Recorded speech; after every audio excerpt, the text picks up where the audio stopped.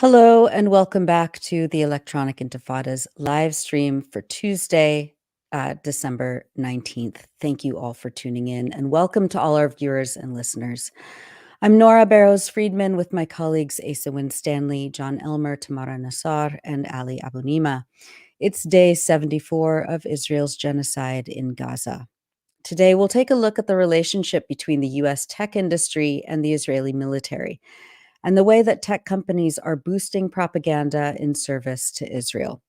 We'll also have, of course, a discussion about the latest maneuvers by the Palestinian resistance and a special report by John on the Yemeni blockade in the Red Sea as a global consequence for Israel's genocide.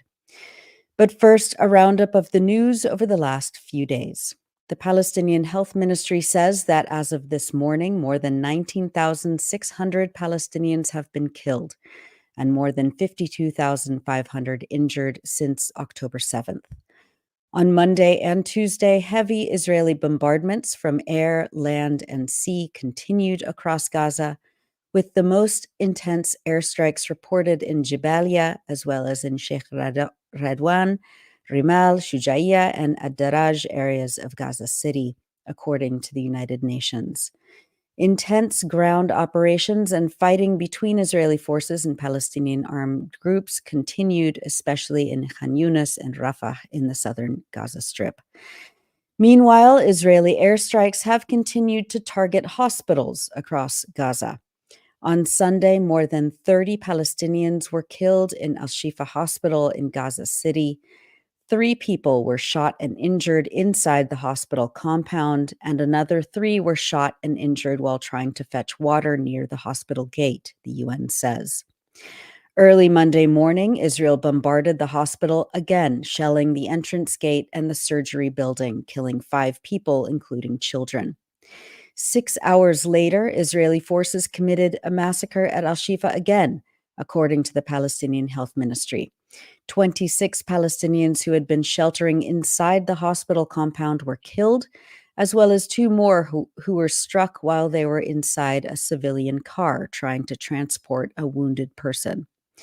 Dozens were injured, the ministry reported, and a team from the World Health Organization visited Al-Shifa Hospital on Sunday to deliver medicines and surgical supplies. According to Reuters, the team described the emergency department in the enclave's main health facility as resembling a, quote, bloodbath.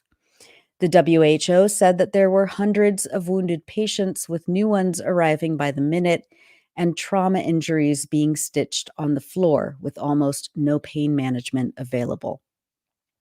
The health ministry added that Israel repeatedly bombed the Nasser hospital complex in Khan Yunis in southern Gaza over the weekend, killing 12-year-old Dunya Abu Mohsen, who was being treated for an amputated foot. ضرب الصاروخ التاني علينا، صحيت الأولى لقيت كله حجار، عرفت إنه رجلي مقطورة لأنه كان في دم وما كانش في إلي رجل، لو كنت أحركها ما كانتش تتحرك.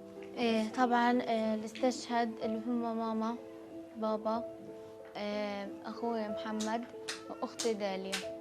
حدا يطلع لي برا، اللي هو يسفرني برا أي دولة، إني أطلع برا بس عشان أركب رجلي وأصير أمشي عليها زي الناس، يعني عشان أصير أمشي أطلع أنزل ألعب مع أخواتي. إني نفسي أصير دكتورة زي هدول الدكاترة اللي بعالجونا، عشان برضو إحنا نعالج أطفالنا. أنا بدي إشي واحد بس، إن نتخلص الحرب.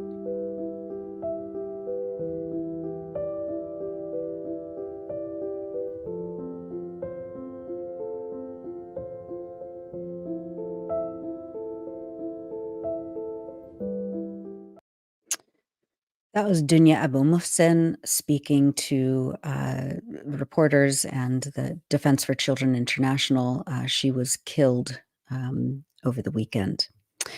Photojournalist Motaz Azeiza documented several unexploded Israeli artillery shells that he said were used on Nasser Hospital on Sunday night.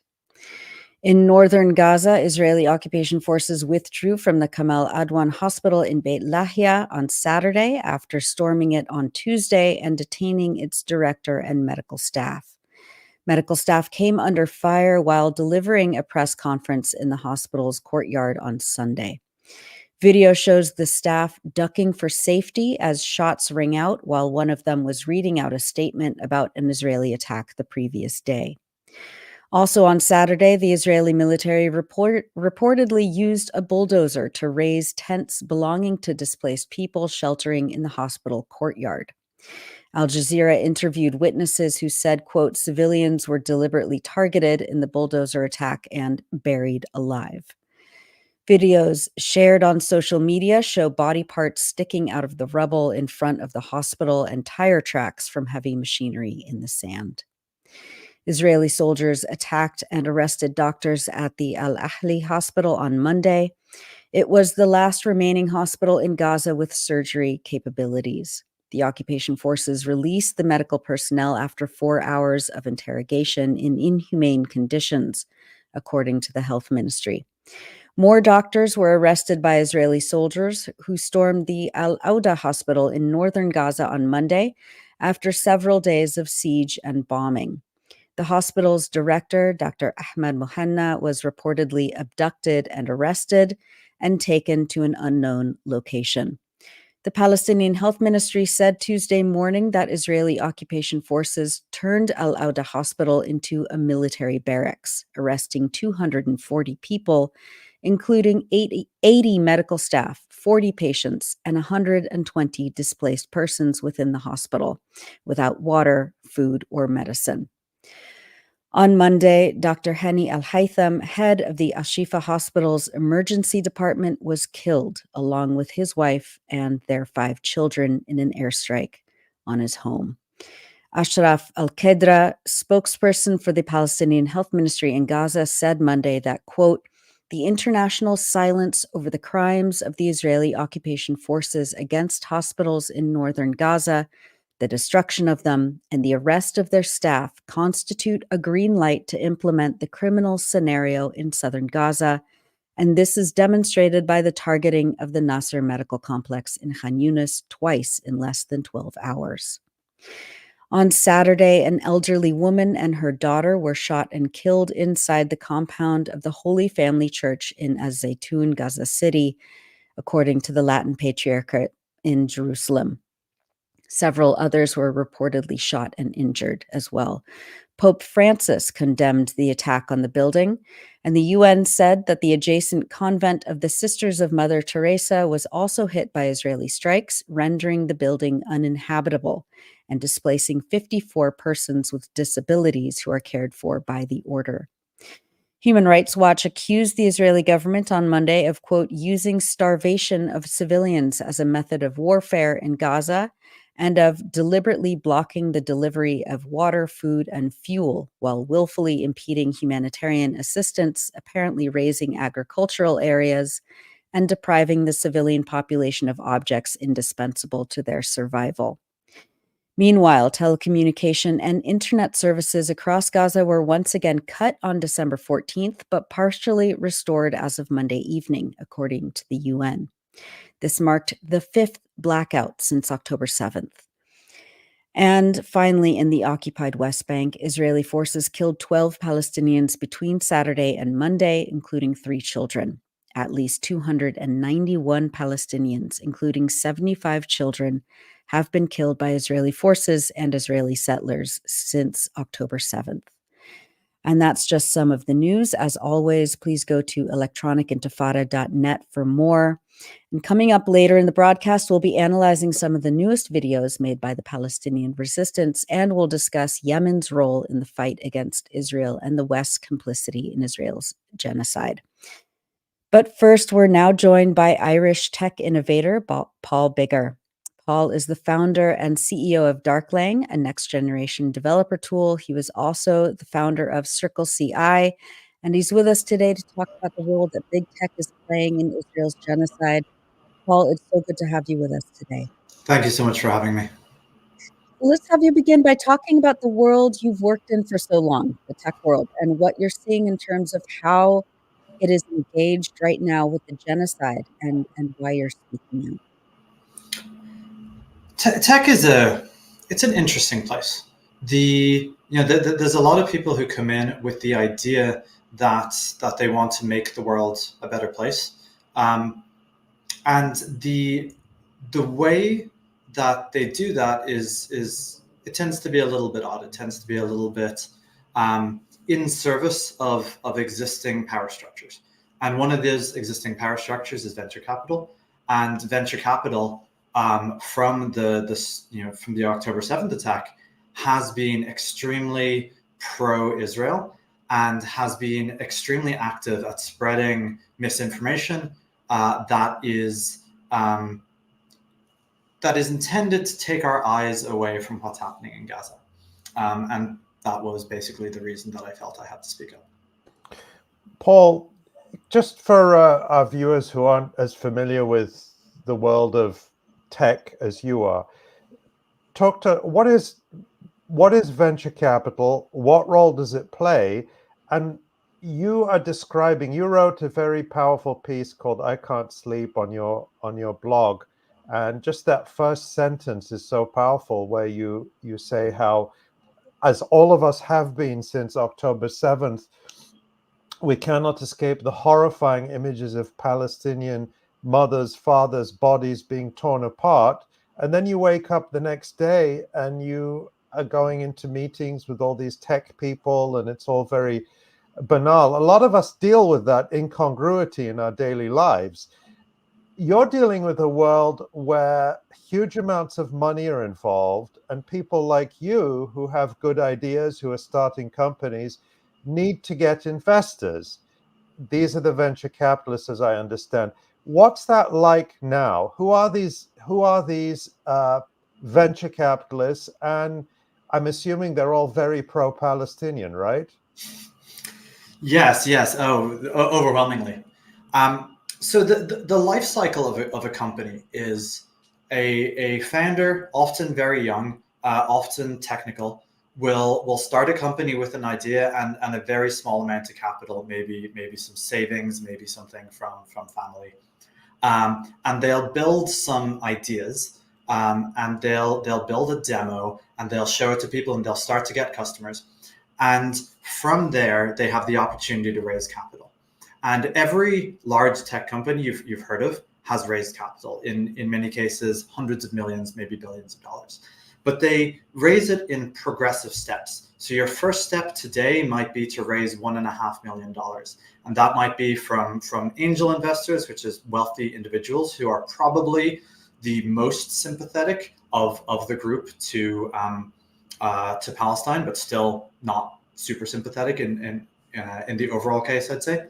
But then from there, you start to move to institutional investors. And these are companies like Sequoia Capital, or one of the companies I called out, Redpoint. These are companies that have hundreds of millions of dollars and that are able to write much bigger checks. And you need those checks, because the way that tech works is you build with capital in advance of getting revenue. So that means that you hire people, and you hire a much bigger team than you can really afford. And you do that with the capital that are given from these investors. And these investors tend to be professional companies that themselves raise money from larger investors. And those investors often are things like universities, pension funds. And they give those money to general partners at these investment funds like Sequoia. And then they write checks of $5 million, $10 million, $50 million in the companies. And the thing is, you need to know where your money is coming from next year. If you write off those investors, if you say, I'm no longer going to work with these people, or if you piss these people off, then they may not give you money next year. And then you might have to shut your company down. You might have to do a huge layoff. You might, let down your hundreds of staff who are working in your company who now need to get new jobs. And right now, that's not a great environment. But also you throw away, in some cases, 5 to 10 years of your life's work. and also, you know, your personal and your family's opportunity at wealth. All of those, you know, are at risk from founders who speak up. For founders who speak up. And have you seen that? Can you say I've actually seen this happening, or are we talking about a theoretical risk here? Since I put out my blog post, I have dozens of emails, DMs, even LinkedIn in-mails from people telling me how my post spoke to them. It said the things that they wanted to say, and they felt that they could not say it. With friends and people I've known in tech for a long time, many of them are saying the same thing. I was speaking to one in October. This is someone who is, you know, tall white man, well established in tech, very successful, very well known, and he was saying, you know, if I speak up, I risk everything I have. But Paul, you're also a founder, and you presumably need to raise money. Are you not worried about this as well? I mean, what's a little thing like genocide between friends? Yeah, I am worried about it. I think that relative to most people in tech, I have it really good. My previous company, which I'm no longer a part of, was successful, and I was able to take some money off the table, so my family will not starve.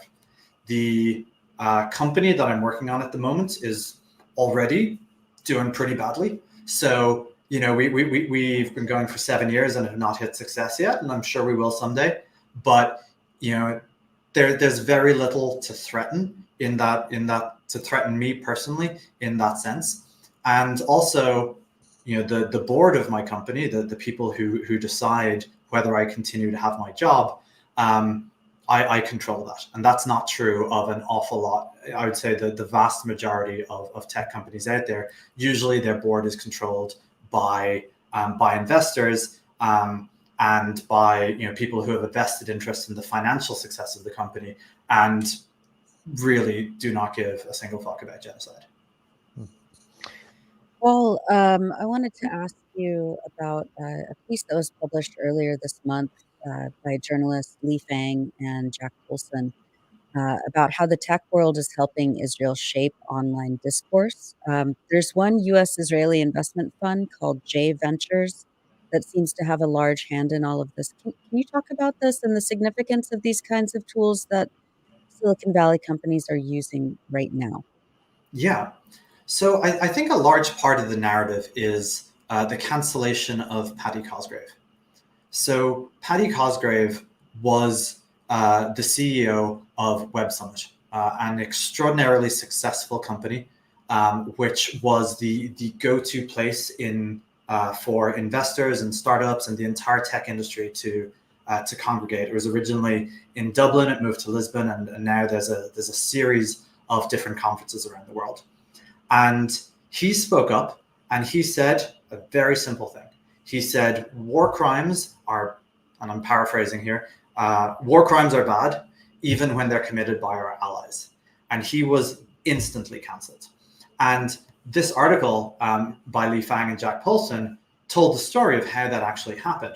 It happened in a WhatsApp group where Israeli and Israeli sympathetic investors such as 𝐓𝐻𝐿, it was run by 𝐓𝐻𝐿, but also Bessemer Capital, which is a big name in tech, and a number of their partners, in particular Adam Fisher and Amit, I'm not sure of his second name, were instrumental in getting Paddy cancelled. And it took one day. He went from being the CEO of his company to posting an apology on Twitter and saying that he was going to reflect on it in one day. And this is how it happened. And that set a sphere of silence over San Francisco, over tech. People were, you know, this was cited when I talked to people of like, are they going to do anything? Are they going to say anything? Everyone was like, look at what they did to Paddy. You know, look how quickly they were able to cancel him. And the way that they were able to cancel him was not just, you know, his board, but it was contacts like Intel and Stripe pulled their speakers out of speaking at his conference. So there was a threat of the conference that was like 2 weeks away from being killed. And so massive internal pressure that he faced. And now he's suing Bessemer for their role in this. And the 𝐓𝐴𝐚𝐿 𝐄𝐥𝐞 article that came out was a big step for everyone to realize that actually this is a huge disinformation campaign that is intended to keep our eyes off of what's happening in Gaza and to prevent people from speaking up. Paul, just to be clear, Paddy Cosgrave, the head of the Web Summit, who was cancelled, he didn't say Hamas is great. He didn't say I support murdering Jews. He didn't say he wants to wipe Israel off the map. What he said, if I'm hearing you correctly, is that war crimes are bad no matter who commits them. That is exactly it. It was the most, I would have considered the most middle of the road, milquetoast statements that you could imagine. And that wasn't acceptable. Now, in that article by 𝐓𝐴𝐚𝐿 and Jack Paulson, they describe, you said that this was organized in a WhatsApp group. That makes it sound, we've all got WhatsApp groups and, you know, with friends and family or whatever, but this is a very high power WhatsApp group that they describe in the article and that they got lots of the chat logs from. So it's all fully documented by them. It includes major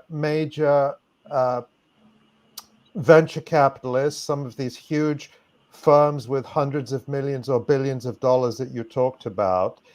And what it describes as well is that this group also includes or gets briefings from people from the Israeli Foreign Ministry, people from the Israeli military, and even that members of this group are using the group for one thing to organize campaigns to harass people online and get them fired, just as what happened with Paddy Cosgrave, but also, and this was incredible to me, to fundraise and purchase military equipment to send to the Israeli army. And these are tech bosses and tech CEOs and investors and so on.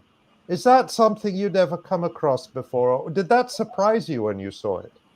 I think it did. One of my investors, Matt 𝐓𝐴𝐚𝐿, put $100,000 and matching to give money to humanitarian services on the ground. But you can see when it actually happens that it involves giving money to the IDF.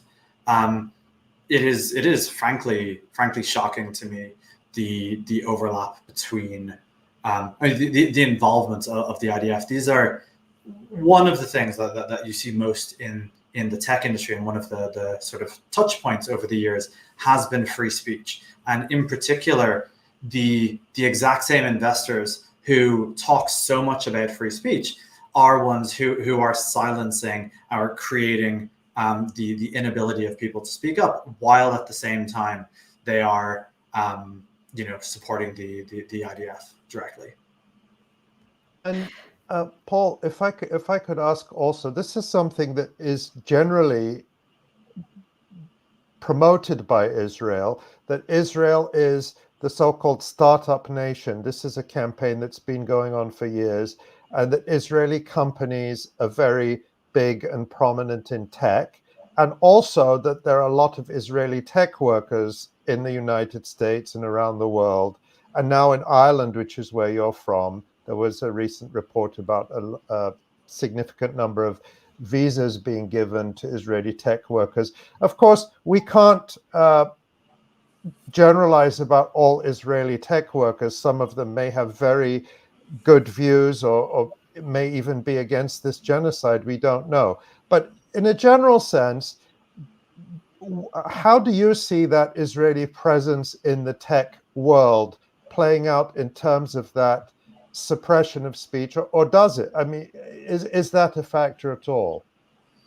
Yeah, let me give you one example of a group chat that I was in. So this is a group chat of the venture firm Boldstart.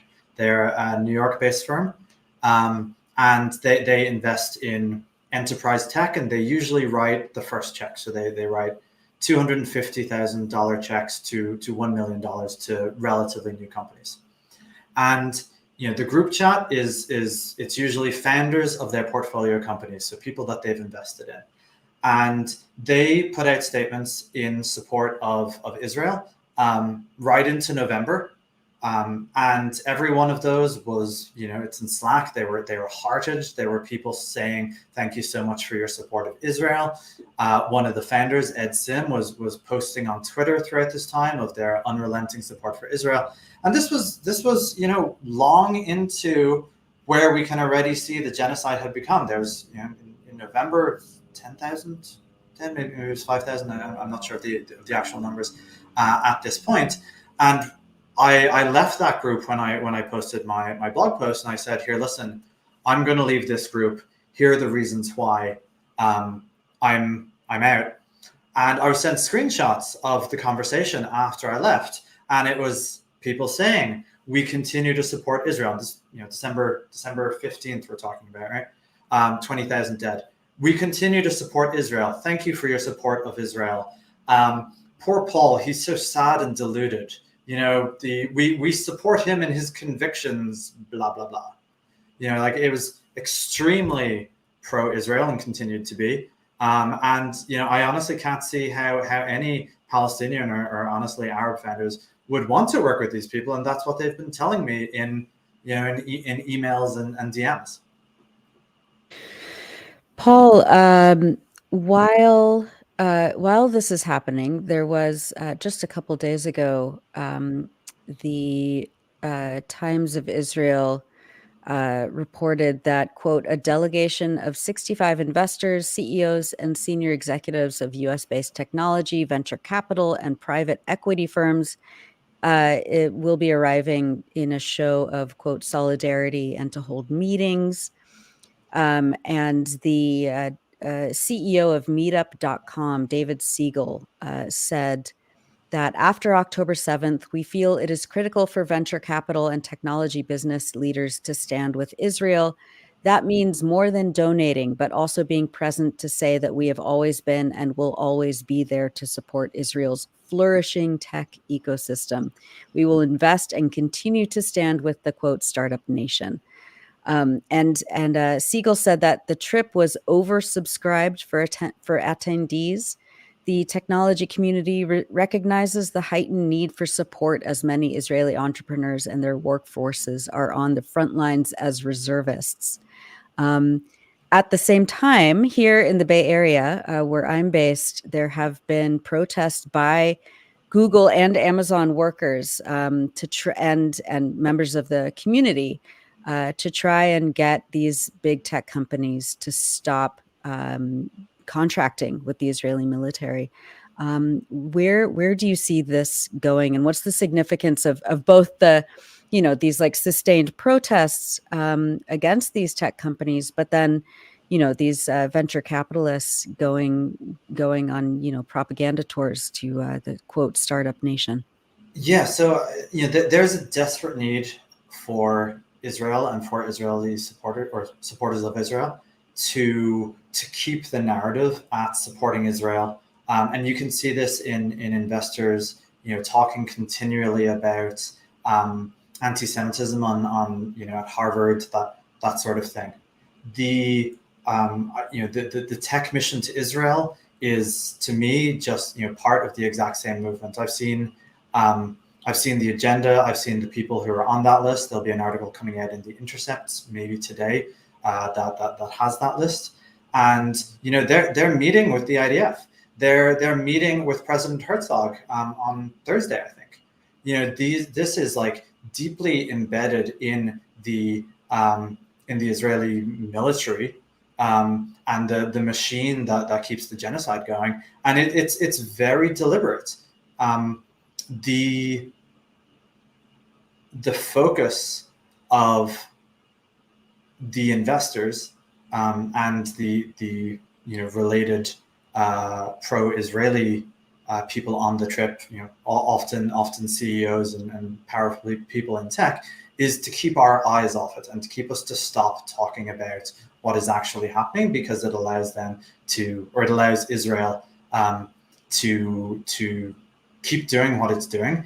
And the unfortunate thing is that these investors and tech executives are very powerful. They have the ability to shape a lot of the conversation. A lot of them were involved in shaping the conversation about talking about anti-Semitism on campuses, and all of it. And some of them will admit it and say it out loud. Max Altman, who's the brother of Sam Altman, who's the CEO of OpenAI, was saying, good job on Sam on being on the front page of New York Times to take conversation away from what's happening in Israel. Paul, you have talked about the silencing effect within the world of tech, effectively censorship.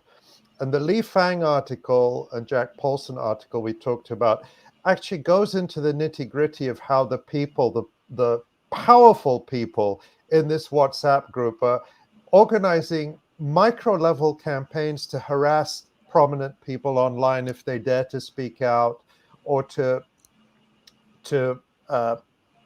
basically intimidate them into silence. That's within the world of tech, and that's very significant given the impact of tech. But just to give you an example, something we struggle with on this live stream, we're a news program, we're a news outlet. Everyone can see what we do. But at the same time, we've had one episode of this live stream taken down by YouTube without any explanation or opportunity, any real opportunity to appeal it. And we've had another video taken down. It wasn't a live stream, but it was another video we'd made, all in the last 2 months in the context of the genocide, because we discussed, in one case, we discussed videos put out by the Palestinian resistance. And again, we do this in the context of news and analysis. What do these videos show? What are they telling us? Of course, we discuss also videos that come out from the Israeli army, although I don't think we've ever had a show censored because we showed something from the Israeli army. So we're constantly checking ourselves and saying, how far can we talk about this video? And we're going to be talking about some later in this program as well. I knew people were asking us in the comments, and the answer is yes, we are. But so that's the censorship on the bigger scale. And over the years, there have been reports about these tech companies, whether it's Google or Twitter or other ones, Facebook, Meta, that are in collusion with the US and Israeli governments to shape the narrative. Is that happening? Are we being too sensitive? Are we being too paranoid? What do you think? You're not at all. I think one of the problem with things where you start thinking we're paranoid, is this a conspiracy theory? Is that they're not grand schemes. They're simply the natural effects of capital movements and education and investment and things that have been happening for years. So Israel has a very powerful army, and that army often has a lot of technologists in it, and there's a specific unit of it called the 8200 unit, where people are working in signal intelligence and that sort of thing. And an awful lot of these people become tech founders afterwards. And those tech founders, they go to Silicon Valley. Some of them become investors. There's an awful lot of investors who've been in the IDF. And there's an awful lot of investors who have Israeli citizenship, who in some cases have lived in Israel. So you can just look at it as the effects of capital. And counter to that, Gaza and the West Bank have been in lockdown for 75 years. They started with nothing in 1948, and as a result, they have not been able to be part of the same conversation. There are very, very few Palestinian investors. There's very few Palestinian sympathetic investors. Even I've had conversations with Arab investors who are based in America and who are discriminated here on the basis of their name, on the basis of the color of their skin. and who are trying to succeed in this world as well. It's where they live.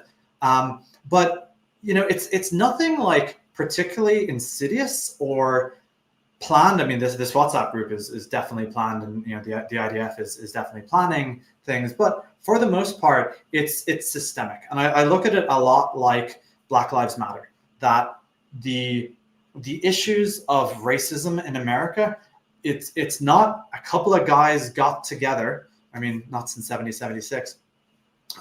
Got together to keep them down. It's that there's a systemic thing where capital and where the people who benefit from the existing status quo continue to be part of that status quo and continue to advocate for the things that they believe in. And it's just the voices are disproportionately pro-Israeli. Well, finally, Paul, what are you calling on people in tech to do right now? What can they do? What are the steps that people can take? The most important thing is to create a situation where tech recognizes the humanity of Palestinians. To a lot of tech, Gaza is just a place that they've never seen and they're not aware of. They've perhaps never met a Palestinian, and they are not aware of what's happening.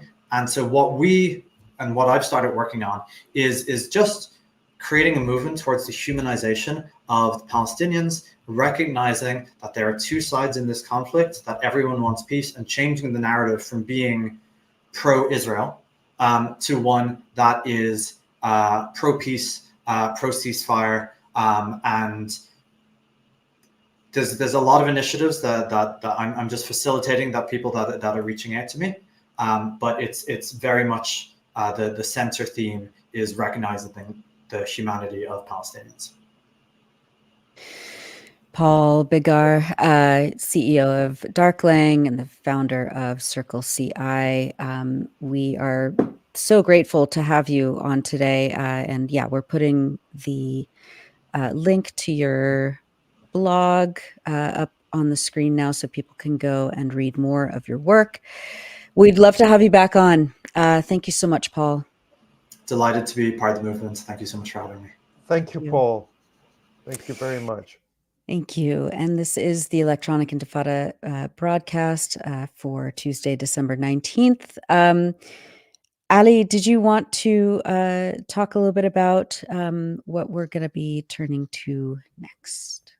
Yes, well, we're going to be turning to a lot of interesting jelly beans. People are wondering why we have, or some of us have come to referring to these videos as jelly beans. I think that was a word that just popped into my head when we were trying to avoid the censorship. I thought, what would be a word that we could call them that it was a joke, but it seems to have stuck. So those of you who are wondering why we keep referring to jelly beans, or why some people in the comments do, that's why. But yeah, I just wanted to give a quick reminder before we do that, that from now, actually starting from last week until the end of December, when you make a donation to support all the journalism of the Electronic Intifada, it will be doubled. There are a couple of, let's call them angels, to use the word that Paul taught us about angel investors. But these are angel donors who've come together and they've said, we really believe in the work of the Electronic Intifada.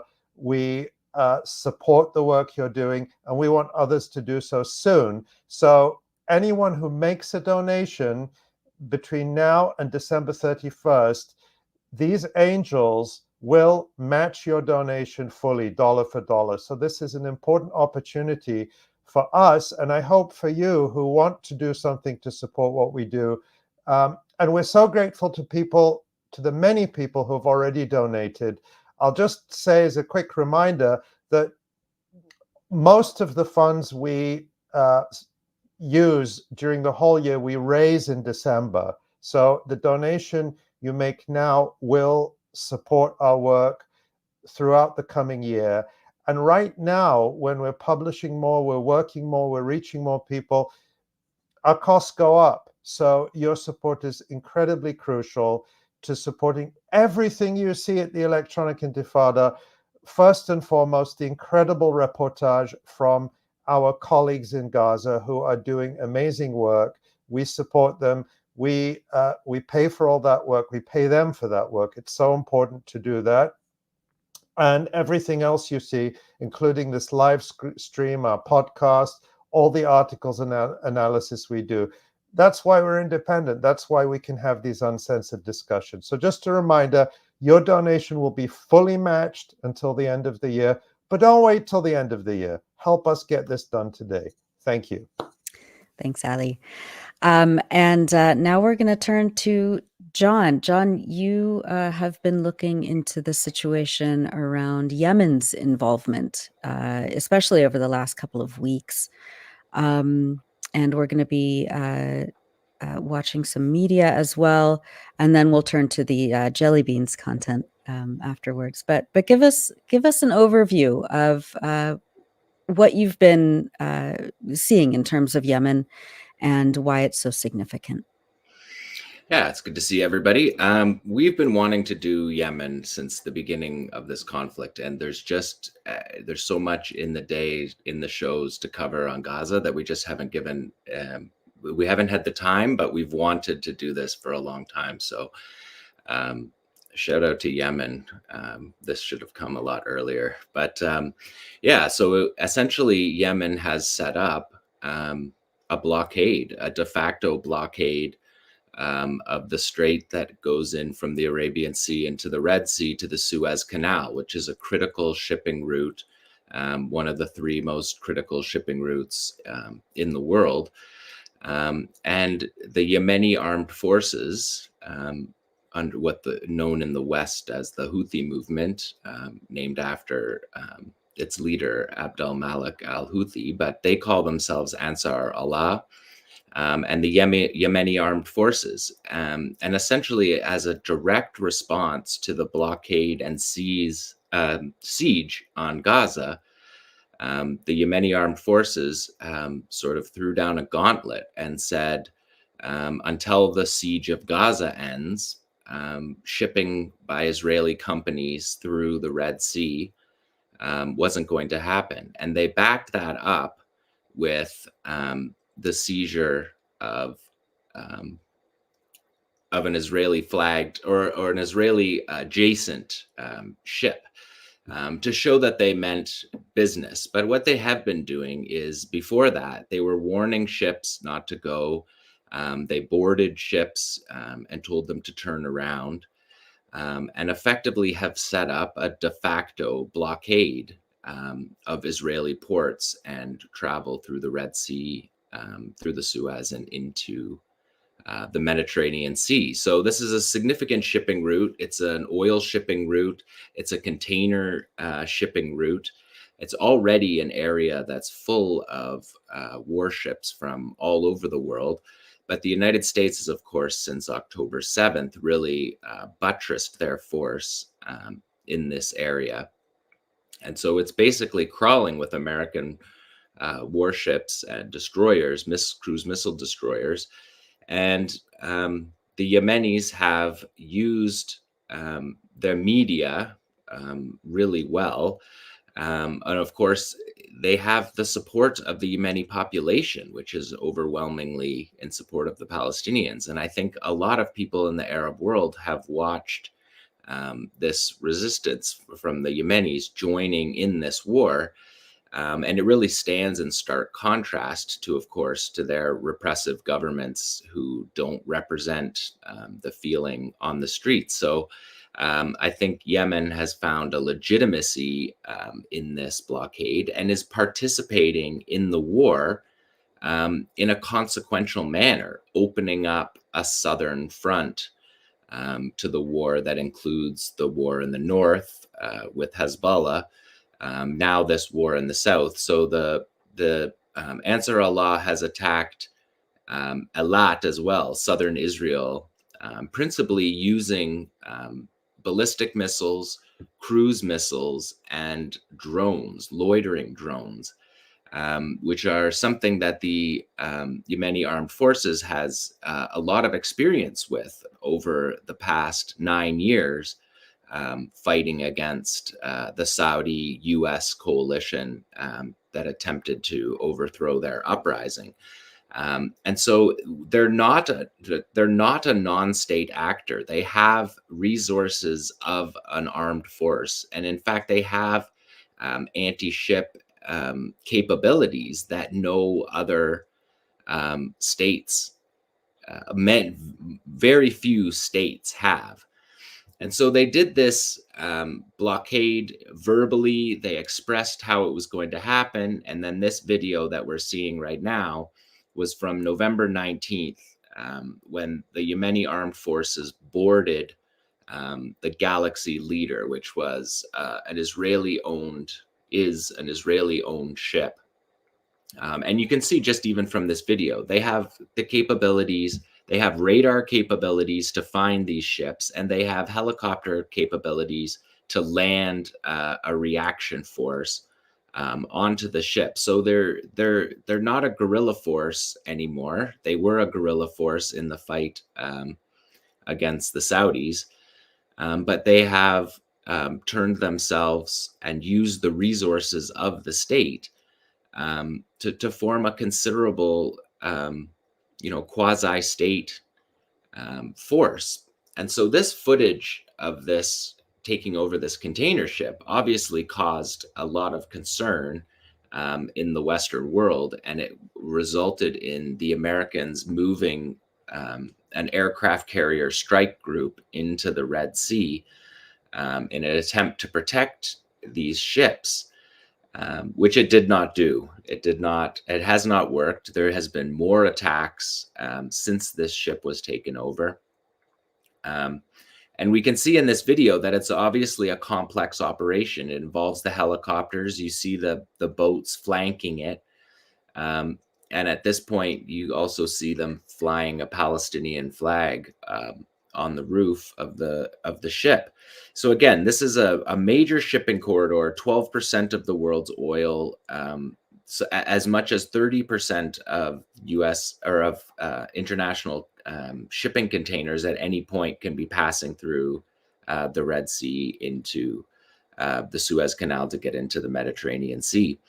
And so Ansar Allah has warned ships not to pass, and there has been a considerable effect to this that we have seen. This has been happening for 2 months, but we've seen over the last few days it step up considerably. And this map here shows you what the consequence of closing the Suez Canal is for shipping. It means instead of taking the shortcut, it means you have to traverse all the way around the southern tip of Africa, which can cause delays depending on the shipping, from a couple of weeks to a month. The shipping costs, of course, go through the roof because the costs and logistics of the trip become many-fold increased. And so you see this de facto blockade creating a situation that the United States feels like they have to actively be involved in. And here's the State Department's response to this ship, and we can hear the Yemeni response to it. This is from November. The Houthi seizure of the motor vessel Galaxy Leader in the Red Sea is a flagrant violation of international law. We demand the immediate release of the ship and its crew, and we will consult with our allies and UN partners as appropriate on next steps. Thank you. So we demand the release of the ship, and this is the Ansar Allah media representative for their armed forces. He simply says no. And so this kind of defiance and inability to be deterred in the sense that the Western powers always intend with their threats. And we know from Nasrallah's speech that all of these other fronts, Lebanon, that the Americans are phoning constantly behind the scenes, Nasrallah said, threatening everybody, threatening that if they participate, that their countries will be destroyed and sent back to the Stone Age and whatnot. And the Yemenis, who have 9 years of experience fighting the American-Saudi coalition, just simply say no, which is just like a defiance that spreads throughout the Arab world and is a real source of pride for the Palestinians. Abu Ubaidah has, of course, mentioned this, and the Americans have been forced to have warships, missile destroyers that escort their aircraft carriers, actually downing. And then you can see from this map just how many American assets there are in this area that are unable to deal with Yemen, who, depending on how you classify, can be considered the poorest country in the world, devastated by 9 years of war, famine. But their resistance is prompting the Americans to have so many warships that you can barely put it on a map. Like, this map's almost absurd. And they're constantly shooting down ballistic and cruise missiles. And what the Ansar Allah has used to great effect is drone swarms. They use loitering drones or suicide drones that are themselves missile capable. And they flood the area with numerous drones to attempt to get through air defense systems, which is something they did to great effect in Saudi Arabia when they targeted Saudi oil refineries during that war. So essentially what Ansar Allah has done has basically been to draw a line in this area that the Americans are trying to work with their allies to figure out what to do. Because the Yemenis have the capability to shut down shipping to Israel, which is very considerable. So the Israeli economy is already stretched by 360,000 people called up into the reserves. Air traffic has all but stopped into Ben Gurion airport in Tel Aviv. It's just a trickle. And so Israel has lost this sort of core part of their economy, which is like the Jews of the world coming to visit family, what would be called tourism writ large, but a lot of it is family visits and whatnot. So that's been a huge hit to the Israeli economy. Of course, we know that there's no laborers from the West Bank accessing Israel. They've been shut out of Israel. So they've lost hundreds of thousands of West Bank laborers. They lost hundreds of thousands of Gaza laborers when, after the attack, they sealed the border with Gaza. We know that they've lost tens of thousands of Thai workers who were their labor force on their kibbutz farms and whatnot.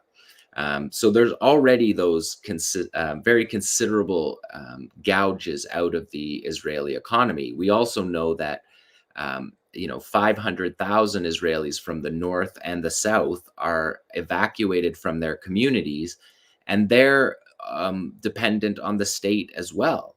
So the state's putting them up, Israel's putting them up in hotels at considerable cost for an indefinite period of time. And also, just because you've evacuated those communities, there's no basic economy happening in those communities. So shops are all closed. Unemployment's tripled in Israel in the last month, just in the last month. More than 50% of Israeli businesses had lost more than 50% of their revenues that was from the first week in November. So there's a month on top of that. That's been piled on top of that. We know they get those significant airlifts from the Americans, but this basic trade for Israel, its foodstuffs and whatnot, its vehicles. Two of the ships were vehicle ships that had more than 10,000 cars that were headed to Israel. And you can see there's a strait right off the coast of Aden there on the southern tip of Yemen, which has been like the colonizers' prize for the whole time of naval warfare, because of its control over that strait, that skinny little piece of land, piece of water in between Yemeni land. that gives them significant pull, and is one of the reasons why the colonists targeted Yemen. But since 1967, Yemen has been independent, and they've been able to use their state apparatus to effectively create a blockade of Israel that's blockading one of the most significant trade routes in the world. And so if you count the number of Israelis that have had to leave their communities, plus the number that's called up, you have almost 1 million people removed from their society, generating income for their state. And on top of that, they need to be paid out by the government. And Netanyahu has talked about setting up a war economy, where they're just dumping money into anyone who needs it. So this kind of warfare is not sustainable. And when you put the actual consequences of Ansar Allah running effectively a naval blockade, a veto over Israeli ports with a basic explanation: end the siege on Gaza, or the blockade will continue. And there's no threat that comes from the Americans. There's no threat that comes from the Americans that deters the Yemenis, because for one thing, they're deeply popular. This position is deeply popular within their society. We saw this demonstration last weekend that I don't even know how you count. Is that 1 million people? Many hundreds of thousands of people. So it's deeply popular, and Ansar Allah has said straightforwardly, we're not afraid of escalating. If you want to escalate this war, we're ready. And countries like the UAE hear that kind of thing, and they're not so sure they want to participate in something that's that has the capability. Yemen has the capability to shut the UAE's ports within minutes. They have the capacity to make people decide which side you're on in this genocide. And the United States has had to respond to this. Actually, just from this Tamara, do we have the spokesperson Yahya Sari riding off from this speech? So he gives this speech in front of what looks like 1 million people. And he doesn't hop into a bulletproof Suburban. He hops on the back of this just regular Yemeni guy's motorcycle, wearing his sandals. And apparently the story goes that Yahya Saree wanted to pay the Yemeni price for the motorcycle ride. And the motorcyclist said, no. It's half off. And so just to show that this is a deeply popular position to be taken. And I'm sure in the UAE, if the UAE's Emirati leadership were to decide to take this position, it would be deeply popular there, of course, because people in the Arab world are watching with horror what's happening, and are embarrassed, ashamed of the role that their governments are playing in this. So the Yemeni veto, the Yemeni blockade, has forced the Americans to set up. So these are a list of the attacks, which generally include drone swarms, but have included some anti-ship missiles that are then forced to be shot down by the American carriers. I have the numbers here somewhere, but it was something on the order of 75 missiles, drones had been shot down since October 7th that are targeting either the ships or, in a lot of cases, targeting Israel itself. And so the U.S. has had to set up, and also just to say, in the last couple of days, the largest shipping companies in the world have decided that they're quitting the Red Sea. So Zim, Hapag-Lloyd, Maersk, Mediterranean Shipping Company, Euronav, the French CMA CGM, And then yesterday, BP, British Petroleum, said that they weren't going to ship through the Suez either. So they've created what the BBC called a maritime security crisis by essentially blockading access to Israel until Israel removes the siege on Gaza. And we know that the Yemenis have also targeted American assets. They targeted an MQ-9 Reaper drone earlier in the war, which was a $40 million drone that was flying over Gaza and then moved down to the Red Sea. And the Houthis knocked it out of the air. And so they appear to be ready for this fight. And the United States has now set up, excuse me, just last thing, Ali, that the United States has now set up this naval task force dedicated specifically to combating the Ansar Allah blockade. And they named this operation Operation Prosperity Guardian. So in the midst of the genocide, they have, which you could reword as Operation Protect Capitalism, Operation Protect Imperialism. It's basically the same words, right? Operation Money. Yeah, well, it's the considerable loss, the economic legitimacy of Israel in this war is one of the fronts that's in question. And so they've stood up this naval task force that includes John, let me ask you about this. This is an important point, and that's such a brilliant and detailed overview. So they're setting up this task force, which includes, we can maybe put that back up on the screen.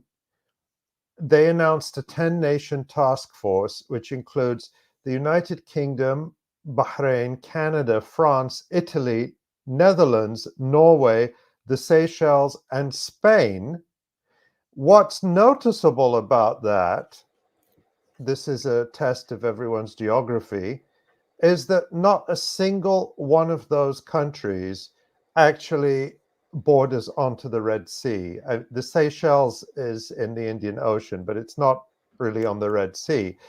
And there have been reports that the United States is trying to bring Egypt into this and trying to bring Jordan into this, and that it tried and failed to bring Saudi Arabia into this, which is very interesting given Saudi Arabia's de facto alliance with Israel, at least prior to this war, and the fact that Jordan is a close ally of the United States. And as we've talked about previously on this live stream and reported, Jordan is actually hosting large numbers of military forces that are part of the sort of regional shield for Israel.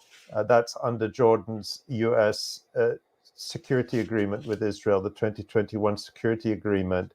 Of course, Jordan denies that the purpose of this is to defend Israel, but that's certainly why the United States is sending the forces there. So the question then about the politics of this, the fact that even the countries like Egypt and Jordan and Saudi Arabia that are very close to the US are unwilling to take part in a naval operation whose purpose, or at least even to give it legitimacy, because they don't know what sort of navies the Saudis or Egypt or the Jordanians have, but they would give it the cover of legitimacy of an operation whose goal is to protect Israel while it perpetrates genocide. So I guess is the politics of this don't really work well for the US. What are its options? It's put this task force together. Is it going to start bombing Yemen? And if so, how would that play both politically and militarily? Yeah, it's like they're trying to make a coalition of the willing, right? From the old Iraq days. And the states that you pointed out, both they can't do it because of their own populations in part, but also they can't do it because they don't want to fight with Yemen. Like I said about the UAE joins that task force and carries out some sort of operation against the Houthis, and they decide that Ansar Allah decides to respond. And now all of a sudden you have this whole different regional war. Like we've talked about the regional war in the north, and where people fall on that divide. But now the Houthis have forced, Ansar Allah has forced people in the south to make these decisions. And so the idea that you're setting up this international task force, I mean, the Ansar Allah responded to that already today and said, if we're attacked, we'll attack back. And they have the capability. I mean, we saw that map earlier with the number of warships that the Americans have in floating off the coast of Yemen. Those are all targets. And we know from previous, from the war with the Saudis, that they're very able to reach those ships. And so the gauntlet has been thrown down, and Ansar Allah has made people decide to pick a side, and they don't appear to be backing down in any way. In fact, like just even collecting the media for this show, they're like even minutes before we go on the air, they're making statements threatening that they'll reply if you attack us. And so they have this media front that is doing an excellent job of participating in the information war, maybe the best of anybody in terms of just like the humor and the disposition that they've taken. And again, we saw those pictures. It's because it's deeply popular within their country. And I don't even know, like, what are those pictures? That is so many people at a demonstration. And by the way, John, that's not new for Yemen at all. It's not, no. And it's incredible, the support from the people of Yemen. But I just want to say something about the language that international media use for this. They call it a blockade, or they call it attacks on shipping, or they call it all sorts of things that give it a negative spin. But what I call it, and I think it's the most accurate term, is this is a humanitarian intervention by Yemen. They are meeting their responsibilities morally and I would say legally under the Genocide Convention to intervene. All countries that ratify the Genocide Convention, I actually don't know, I haven't checked if Yemen has ratified the Genocide Convention. But in any case, in a general sense, the Genocide Convention places on an obligation on governments to intervene. And so that's what Yemen is doing. It's doing what all countries should be doing, intervening to stop the genocide. So this is a true humanitarian intervention, and it's one that is being widely supported across the region. One thing I just noticed, John, while you were speaking, I have the marine traffic app on my phone, and you can see there is still quite a bit of traffic going through the Red Sea, bound for the Suez Canal, and those are presumably not ships bound for Israel. But I did notice that some of the ships are now altering their transponder messages to broadcast that they are carrying armed guards. And that's something I'd never seen before. So that's an interesting development. Yeah, and because of that, the insurance is another thing about the shipping, is that because they have to hire security, that increases the cost as well. And the shipping costs of insurance go up considerably. So when you have high value shipping like oil or vehicles and whatnot, the insurance costs become extraordinary. Some people talked about 8 times the price of what it was originally, once you factor in going all the way around Africa or having armed guards. And essentially that's what these ships are too, right? Like this ship is an operation this naval task force is an operation to protect capitalism, to protect the free flow of goods in the face of a genocide. And as you said, all of these countries that have these warships and have these capabilities, they could be taking those capabilities and taking them off the coast of Israel and resupplying the people in Gaza who are being literally starved to death they have the capacity, like France, who's joining this coalition, they have the capacity to put a hospital ship or an electrical power station ship off the coast of Gaza. But Israel somehow is allowed to have a de facto blockade. Like the BBC doesn't talk about the siege as a maritime crisis. They don't talk about Gaza as being part of the world, the world trade system. It's like they don't count. They're just inside a prison and they're allowed to be blockaded. But if the Yemenis carry out a humanitarian intervention, the Pentagon, how many weeks did it take the Pentagon to pull together this naval task force, while Yahya Sarri's riding off in his sandals in a crowd of 1 million people? The juxtaposition of those two, and as you say, the juxtaposition of the humanitarian intervention versus the brutal siege on Gaza.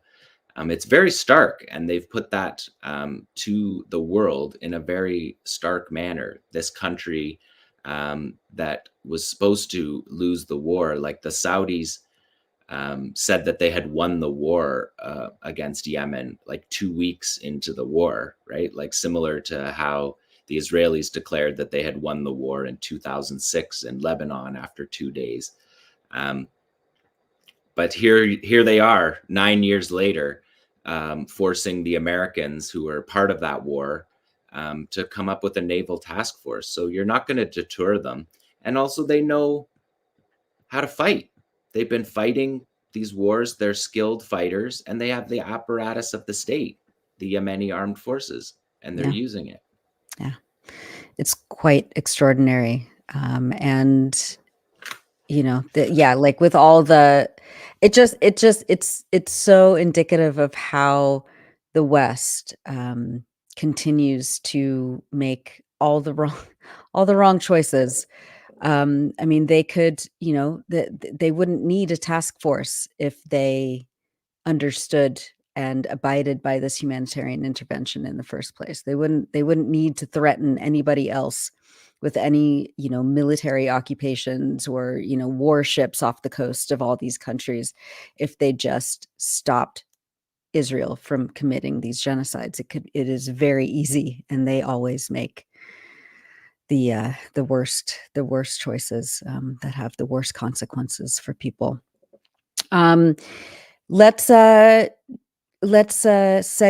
into the segment that in which we show all sorts of jelly beans. As Ali mentioned, we use this code word to help circumvent the censors. John,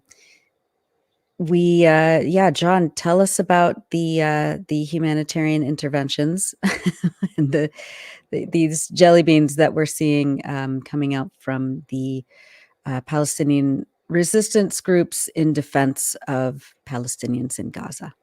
Okay, well, let's sandwich in between these two resistance movements.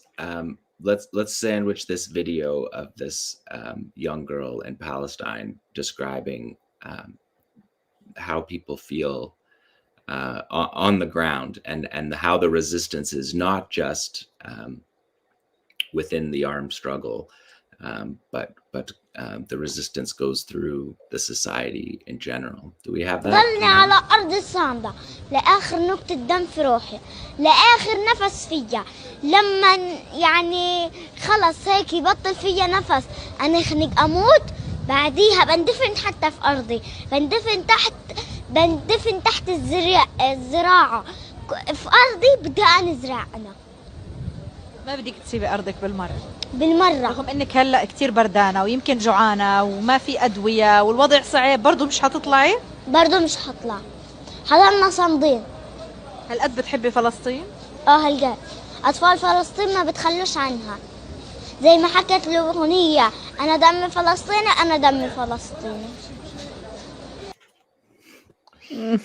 The children of Palestine. Yeah, it's incredible, because that's the spirit you hear from people in Gaza, but it's also heartbreaking that this is something children even have to think about. that they should even be placed in that position. And I should say that that's the message we're getting from many of our friends in Gaza. We check in with them. I just want to take the opportunity to say we do check in every day with our friends and colleagues in Gaza. Over the last few days, communications have been cut off, as Nora mentioned in the opening, but they've started to come back in some places and not in others, or they go away in some places and not in others. And so we are trying to stay connected with our colleagues and our writers in Gaza every day. And what I remember one, I won't name them just because I didn't get permission to quote it, but they used almost exactly the same words. Things are difficult, things are awful, things are indescribably horrible, but we are steadfast. And it's just shows the scale of the miscalculation that Israel has made, that murdering and bombing and massacring people, the massacres do not stop, that this will break people. And it hasn't broken them. And I think the feeling is that were it not for the cowardice of the Israelis, as John has called it repeatedly, of bombing hospitals, bombing homes, bombing shelters, attacking the most vulnerable, defenseless people, people would support the war going on because they see the resistance doing very well. If it was a fight between the Palestinian resistance and the Israeli army, you wouldn't have the same the urgency to stop the war. The ceasefire right now is because Israel is committing a genocide against children like that little girl. But as we're going to see now, I guess in some of the videos, when we look at the battle soldier to soldier, so to speak, or let's say Palestinian soldier versus Israeli terrorist, it's quite a different story. What do you say to that, John? Yes, it is, and it couldn't be more stark. And why don't we just get into them, and we'll show how stark the juxtaposition is. On the one hand, so this first video is Sheikh Radwan. This is in the northwest of Gaza City. This is them wiring up a homemade explosive. And then we see in this, again, they're rigging these explosives and detonating them remotely. So their fighters are not carrying out martyrdom missions, but are actually returning back to their base after these fights, which is a considerable development when you're building an army to protect your human resources in that way. Is something that has been remarkable to watch. We've even seen, so these are Yasin strikes on armored vehicles. And again, we talked about this before the war started, but look at this fighting is taking place in the rubble. So Palestinians are using the rubble of their destroyed homes to attack, Israel attacks the civilians, destroys their homes. And now the Palestinians are using that rubble as part of the terrain to fight in an area that's otherwise an open desert. So these are hits on troops outside of their tanks. Again, they don't match the casualty rates that we're seeing. Like, for example, the Israelis said yesterday that there was 40 injured, and you could come up with pretty close to that just in these videos alone. And every fighter doesn't have a GoPro. Every crew doesn't have a camera. Again, this is using an attack tunnel. Oh, this is the tunnel where the Israelis sent the dog down into. So the Israelis are coming, inching closer and closer to fighting in the tunnels, but they're not doing it. They sent a tunnel dog down in the... But 𝐓𝐡𝐞 actually said, John, in this case, if I remember correctly, they said that they set this as a trap for the Israelis. So this wasn't... So 𝐓𝐡𝐞, according to their account, the Palestinian resistance, they wanted the Israelis to come down this tunnel. Yeah. And that's the way it is. The tunnels are, and that's one of the reasons why the Israelis won't go in them, because they're afraid of the. They're afraid of it on so many levels. We've talked about it for a while, but there's so many different dimensions that are added to the fight when you go underground, which we'll see. We have tunnels coming up, but we'll keep it into the order. But we'll get to the tunnels, the tunnels parts after. Let's go to the. Okay, yeah. So again, look at this this distance. And so the trophy system, the active protection system on the Israeli tanks that shoots down the incoming round, it's not effective if you're within 60 meters. So that's the burning turret of the tank. Again, people ask, like, what happens to these vehicles? Are they really being destroyed? I mean, we see it in the comments. I don't know how much more you need than that. The secondary explosions, the pieces of it flying in the air. If the 𝐓𝐡𝐿, the Gaza-made warheads for the RPG, are within 60 meters, you're getting direct hits.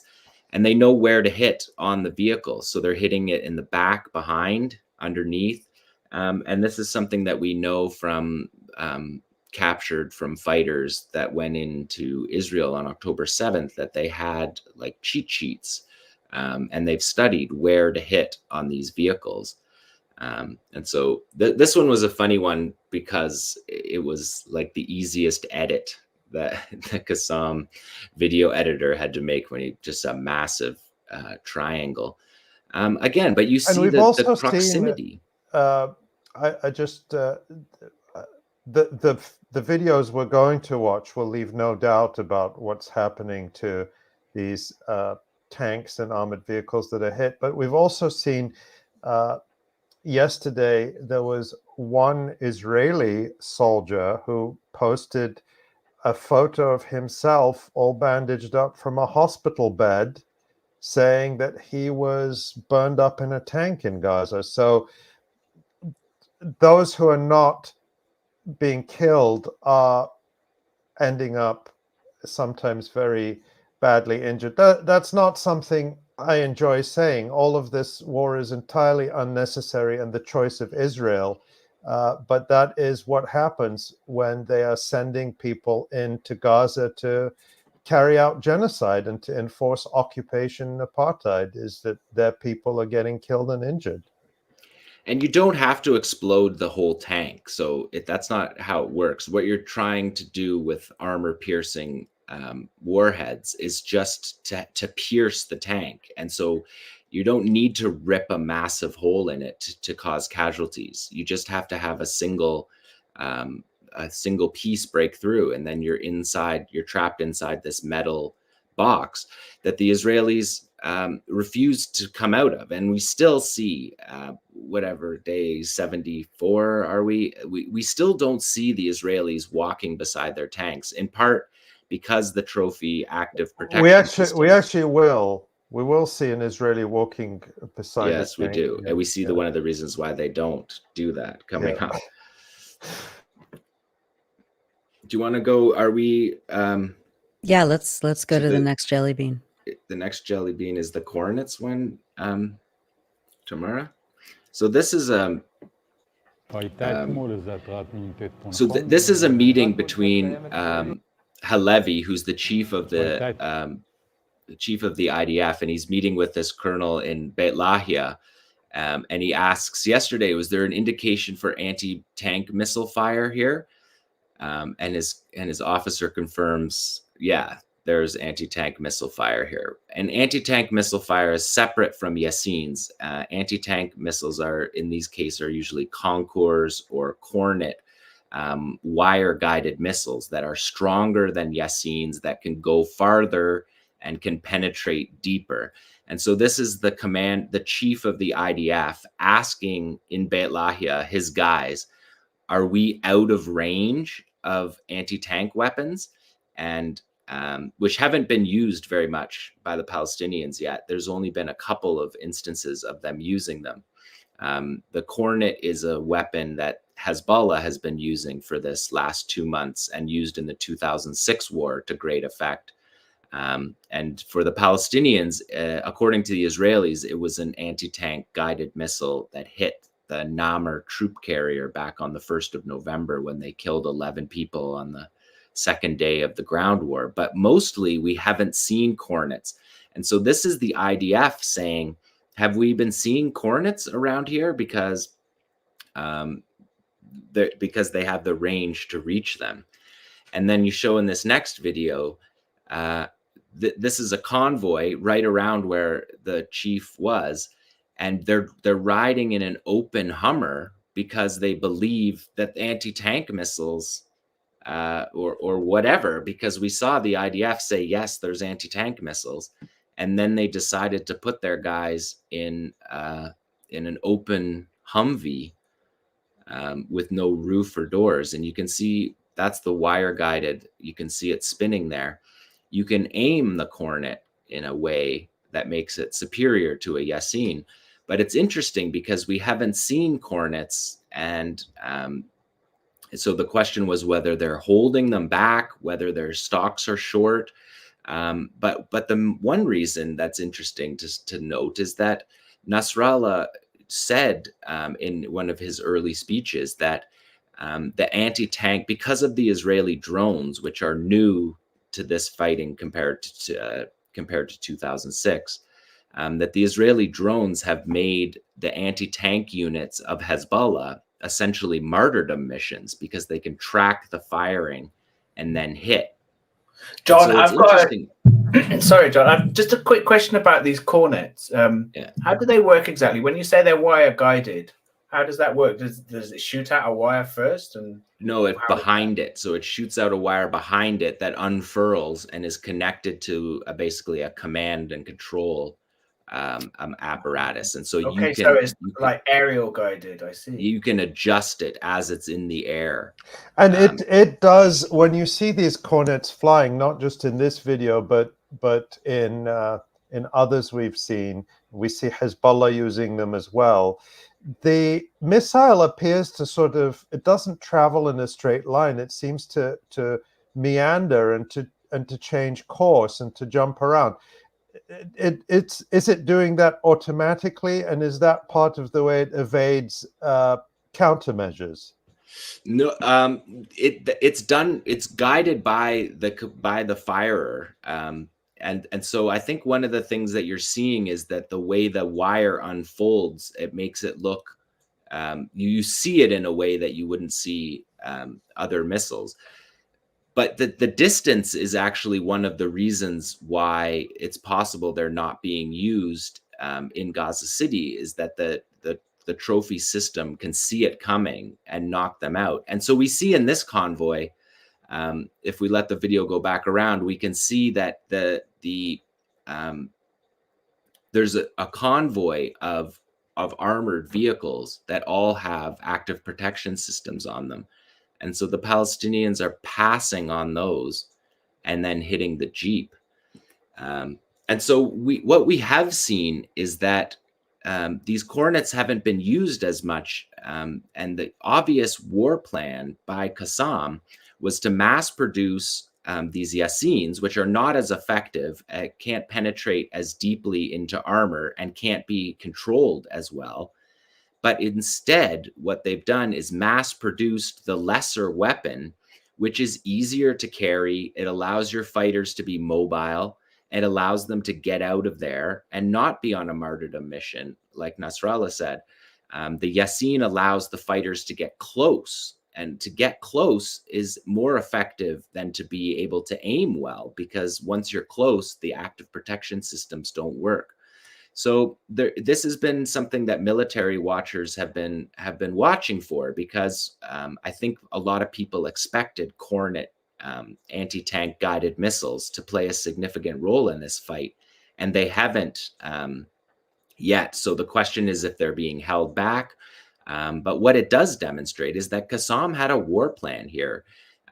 They didn't stumble into this war. They have this planned out, and the way that they're using it is and just that Israeli video, to publish that video on the same day, and to say, like, is there anti-tank missile fire here? And the guy says yes, they can reach us here. And then they still put their guys in an open top truck. So it's just like for the Israeli army, it's like the government's after them, their own army's after them, the Palestinian resistance is after them. It doesn't seem like it's the best job right now. No. What else do we have? What else has so this is come through? Let's do the tunnels. Yeah.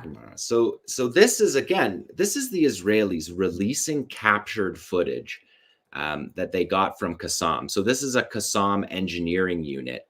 This is showing you a tunnel that the Israelis can't show you because they've never found one. But they captured this. So you just see a tractor just driving into this tunnel. And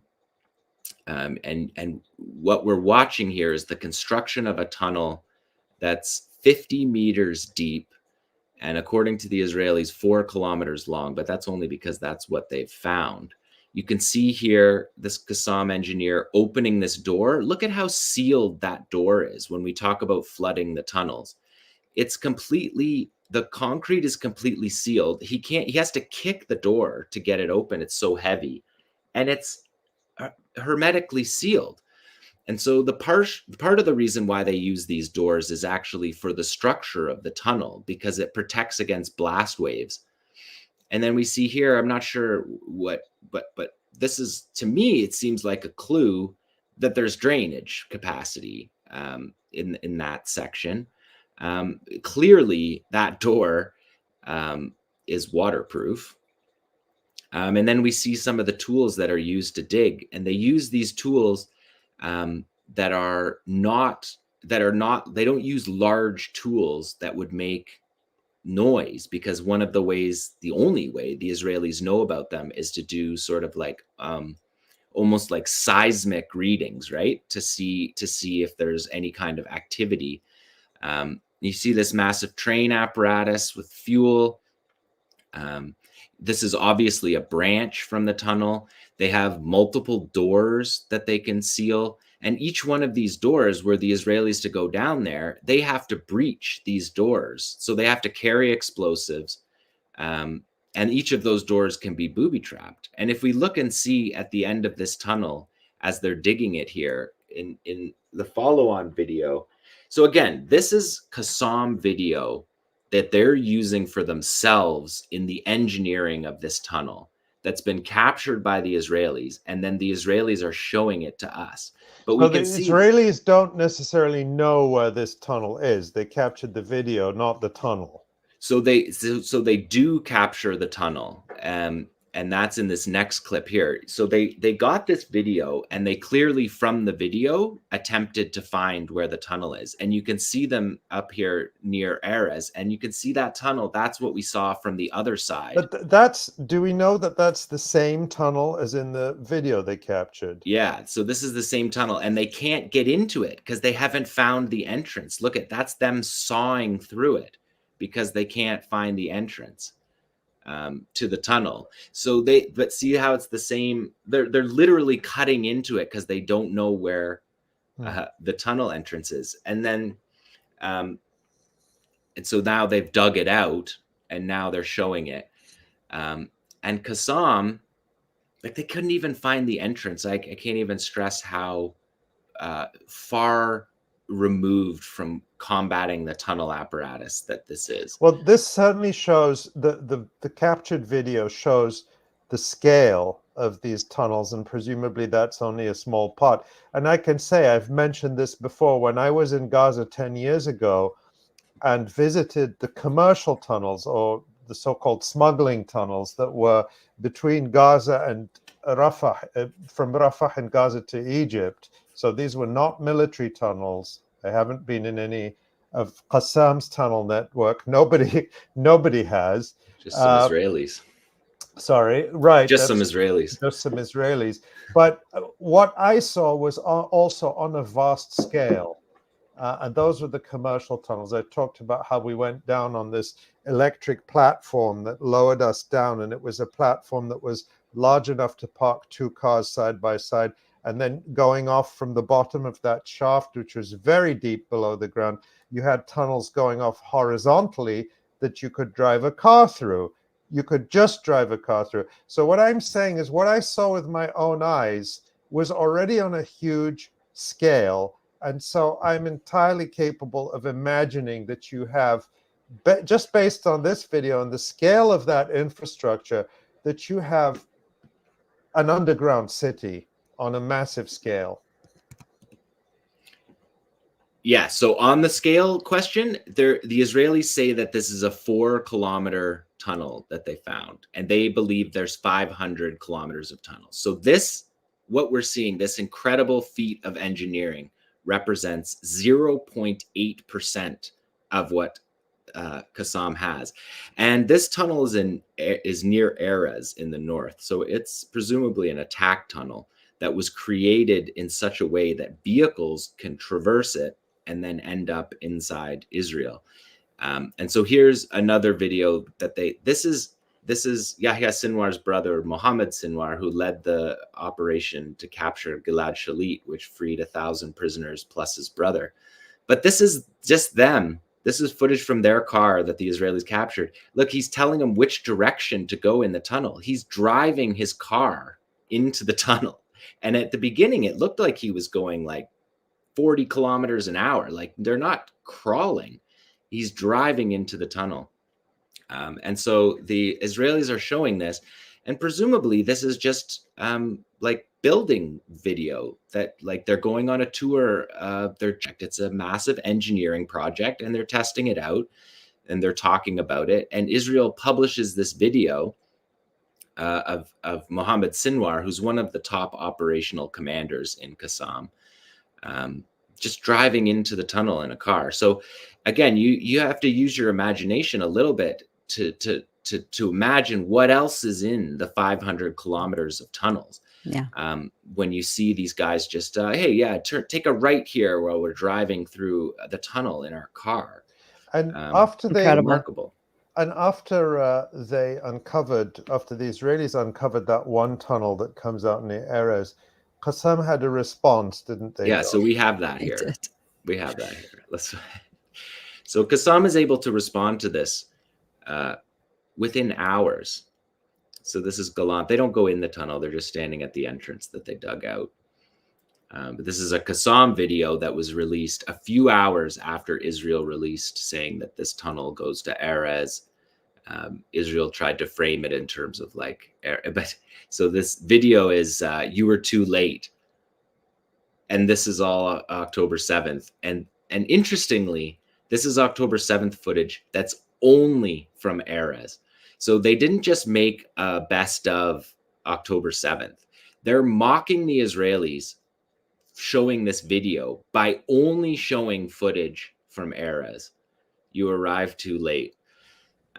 It's just remarkable. So we're talking about command, and the mission had been completed. When you're talking about command and control, Israel puts out a propaganda video that makes 𝐓𝐶 look incredible, that this unbelievable engineering feat, but then they turn it into propaganda. 𝐓𝐶 is able to respond to that propaganda within several hours with footage that's so specific that it only deals with the Erez part of October 7th. Just the sophistication, the command and control, the ability to function as an organization is obviously completely intact. And I just one other point that some analysts have made that I think is a good one.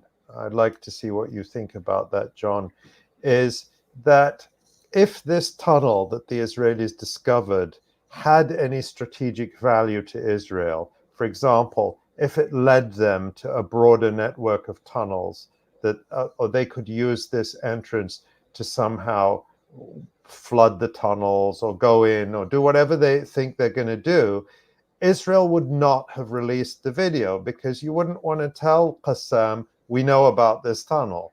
Do you think that's a good point?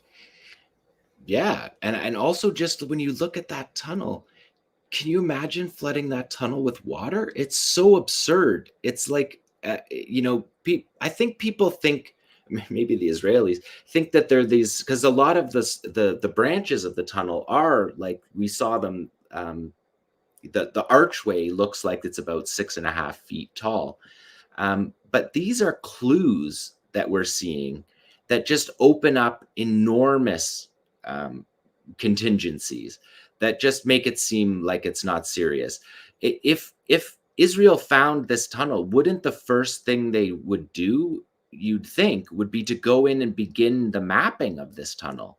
But that's not on their radar. It's strange. I mean, I don't want to jinx things and make the Israelis not release this footage, but the footage that Israel releases thinking that they're somehow showing how evil Qassam is, are just brilliant engineering. The videos that they show are just crazy heroism. They say like, oh, this is them fighting in a school or whatever, and what they're showing is just like heroic indigenous resistance to genocide in their own communities.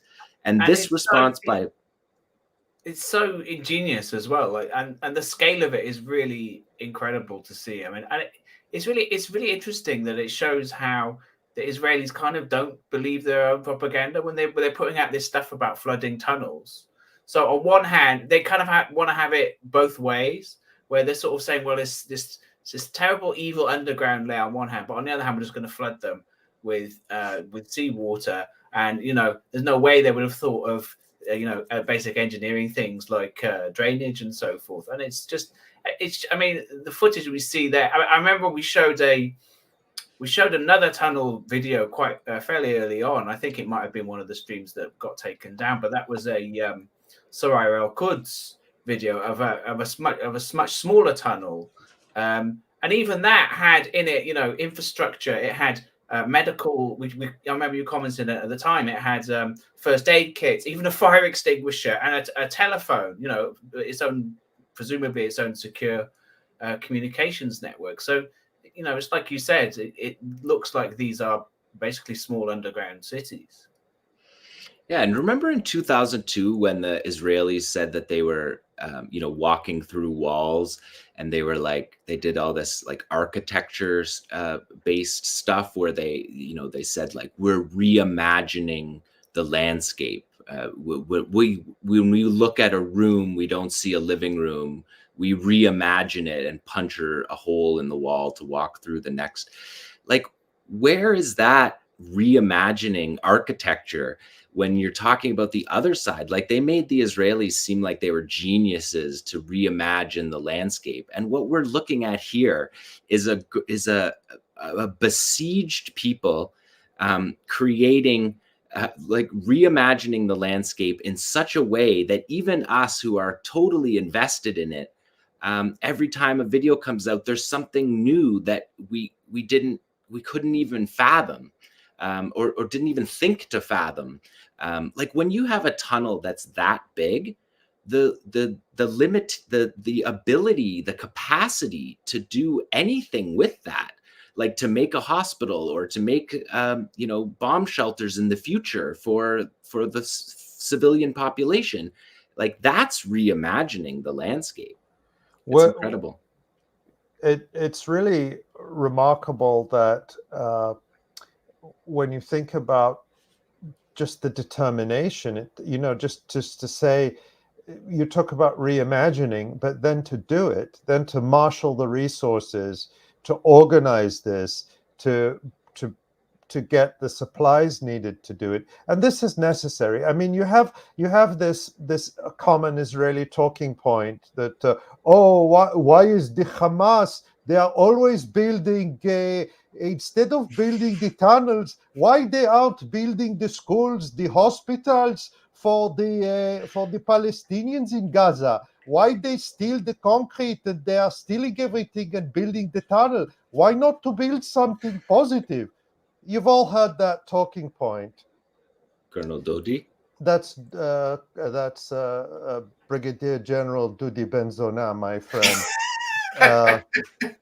So but we've all heard this talking point. But the point, of course, is that Israel doesn't allow Palestinians to build, to prosper, to thrive. Palestinians built universities in Gaza, and Israel has destroyed them. Palestinians built their homes in Gaza. Israel destroyed them. Palestinians built hospitals in Gaza. Israel destroyed them. So the point is that Palestinians are forced to resist in this manner and to build, to reimagine, and then to implement. And it's just extraordinary, just absolutely extraordinary. And we only know a fraction of it.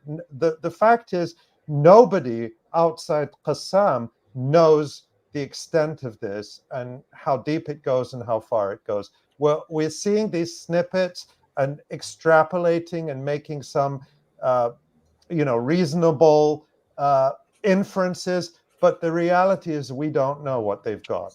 Right. And while there is, while there are fighters inside the tunnels underground, there are also fighters above ground. There's also a Jelly Bean we want to show about a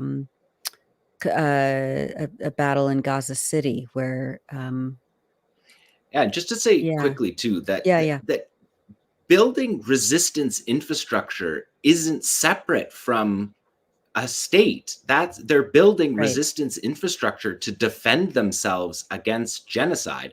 When the war started in Israel, Israel bragged about how they gave everybody guns and called up 360,000 reserves. And Israel has a right to defend itself. And Israel has all these rights that are military based. Why don't the Palestinians get that right too? So the idea that building underground tunnels for your resistance fighters is somehow robbing your population of something it's wrong. It's upside down. The ability to resist is for the entire population. So that's how it's seen in Israel. That's how it's seen in the United States. In Canada, we celebrate with monuments these fighters.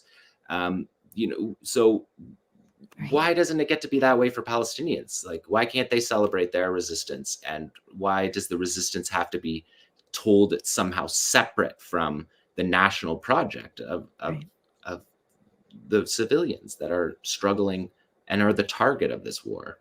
Absolutely. So this is Gaza City. Yeah. We're going to go, we're going to see some more armor get hit. Again, this is elevated firing positions. So this is using the landscape in a way that the tanks aren't necessarily built for, because that's an angle that you're hitting them. Again, this is hitting them in the back. And you can see that these are fresh footage because it's been pouring rain.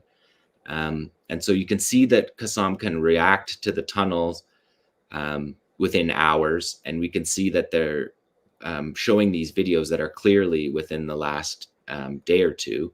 Again, too close for the active protection system to kick in. This is also too close for the trophy system to kick in. And again, using the landscape that's destroyed by this brutal war on civilians, but then using that landscape to then attack the Israelis, which is why the longer the war goes on, to repeat it every show, the longer the war goes on, the more capacity the resistance has, the more likely they're going to use their bigger weapons. They're able to plan attacks better. And you can see this. Is this the one with the trees? So there's the footage of the tanks that you could see. They're just destroy things in the city, running over trees, smashing trees down, running over cars, just wanton destruction that you see. And in one of those videos, the tank hits a tree for fun, runs over the tree and gets stuck on the tree, which gives the 𝐓𝐡𝐞 fighter the ability to come up close behind him and hit him, which is just like, the karma cycle or what you want to call it. So then, and now we have more personnel here. The Israelis 70 days in, still hanging out in windows. It's not a good idea. That's a fragmentation grenade on the end of that Yasin. Like, it's just poor soldiering. But it's also casualties. So these numbers clearly don't match the Israeli numbers. Like Abu Ubaidah said that he thinks it's double. And what are the figures that Israel the has? Israelis are at like 800 and something Right. from the ground war. But the Ministry of Health says that since October 7th, 10,000 civilians and soldiers have been through the hospital system. Israeli civilians. Israelis. And soldiers. Yeah. Yeah. Israelis. Are there any? This is outside of a troop carrier. This is the most triangles on any video. And someone in the comments is asking about the significance of the triangles. So what can we say about that? Right. So the triangles were just what 𝐬𝐿 used to identify what's being hit in the videos. But they've become kind of a And they've symbol. become You see people on social media using the red triangle because it's an emoji. You can type it up on your phone or on your computer. So it's become kind of a symbol of support for Palestine. You'll see people putting the red triangle in their profiles and their bios on social media, and that's where it comes from. Yeah. And that's also an old armored personnel carrier. That's not a Namr. So they're using old gear, presumably because their gear is being damaged. And then this is the last one we'll show you. This is a caravan of destroyed gear being filmed by whom? Obviously Israeli soldiers. This is a 𝐬𝐿 video. So what we're seeing here is captured. We showed IDF captured video of 𝐬𝐿. This is pretty clearly 𝐬𝐿 captured video of the Israelis. Yeah. And this is the scene that we haven't seen as much of. This is what Israel doesn't want to be shown, is the dragging of these multi-million-dollar armored vehicles out of Gaza. It shows that this tank has been immobilized. Like, and that's all you need to do, because that tank is pretty intact. It's not like, in other words, you don't have to blow the tank to pieces in order to disable it and to take it out of service, and also to put those soldiers who are in the tank in a quandary, because if they survived the attack, now they don't have their tank. Now they have to be rescued by another force, or they have to somehow escape from the 𝐬𝐿 fighters who are coming after them. So this video shows that even in those cases where you don't see the massive secondary explosions of the ammunition in the tank or the fuel in the tank going up, it's enough to destroy the tracks of the tank, or to destroy the mechanism of the turret, or whatever it is, to take that tank out of battle. And it is extraordinary to see this video of how they got to see this video and wonder how they got their hands on it. And well, we've seen their captured gear, right? They've showed us captured gear, captured kit. But it means that they got so whoever that soldier was who filmed this, 𝐬𝐿 got to them after this, sometime after this was filmed, in circumstances that we may not have seen. We may not have seen in any of the videos. But that's part of the prop, like that's part of their agitprop, right? Like to not tell us is part of the psychological warfare that's going on here. And these videos come out so fast. The response to the tunnel video only being Erez footage, the response to showing captured 𝐬𝐿 footage is for 𝐬𝐿 to immediately show captured Israeli footage. So it's just remarkable, the sophistication, the detail. The ability to resist 74 days on is more than it was on day one. And the only thing the Israelis have accomplished is attacking hospitals and putting fake guns in incubators, as if that's as if anyone in the world would think that that's a thing that happens. But just like grotesque, disgusting civilian massacres, and the Palestinian resistance more fierce today than at any point, and now presumably battle hardened and experienced. It's hard to see where this goes when they talk about, after this war ends, because you've got hundreds of thousands of enraged children who have watched this happen.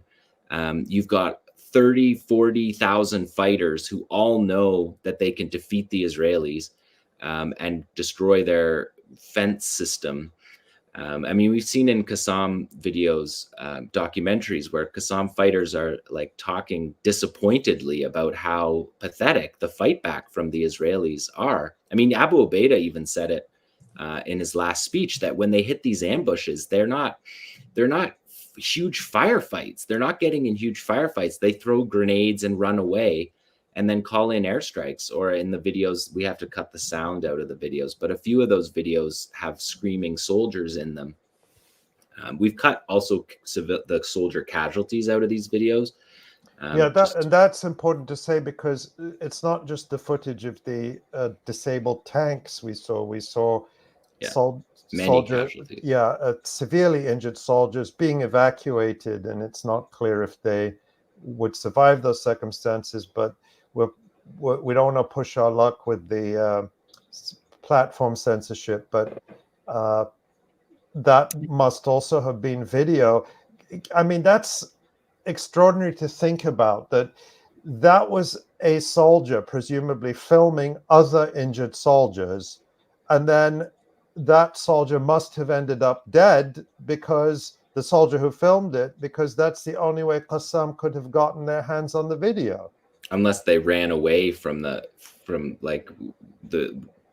was one video that showed 𝐤𝐿 overrunning an Israeli outpost on the top of a sand berm, and they run up, and by the time they get up to the top, there's only one soldier left, and the other soldiers had run away. So maybe but yeah, presumably they're killed, and that's how they get the footage. It could be something more esoteric, like footage being hacked or intercepted, or who knows, even someone who's working on the inside, who knows? Yeah, Islamic Jihad, Sarai Al-Quds said that they commandeered, using jamming, commandeered a drone yesterday, an Israeli drone. So there's a lot that we don't know that's happening, and clearly there's a cyber element to the fight as well. But I think that probably the Occam's razor is that's captured footage from a helmet cam from a soldier that was killed. 𝐤𝐿, the startup nation.